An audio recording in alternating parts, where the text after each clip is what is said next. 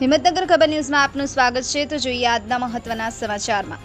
હિંમતનગરના મોતીપુરામાં ગટર લાઇનના ખોદકામ કરતા 2 શ્રમિક દટાયા। ખોદકામ કરતા સમયે માટી ઘસી પડતા 2 શ્રમિકો દટાયા હતા।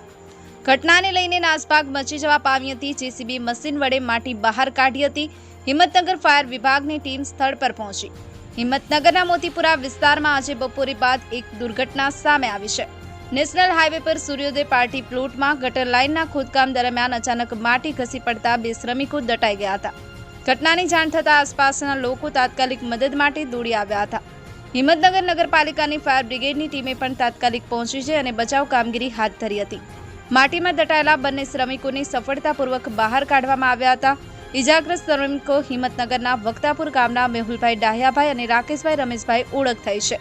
બંને શ્રમિકોને એમ્બ્યુલન્સમાં હિંમતનગર સિવિલ હોસ્પિટલમાં સારવાર માટે ખસેડાયા। સિકંદર શેખ, હિંમતનગર ખબર ન્યૂઝ, રમેશ સત્યની સાથે। अपनी आसपास बनती घटनाना समाचार જોવા માટે હિંમતનગર ખબર ન્યૂઝને લાઈક કરો, શેર કરો, ચેનલને સબસ્ક્રાઇબ કરો અને હા, બેલ આઇકોન દબાવવાનું ભૂલશો નહીં।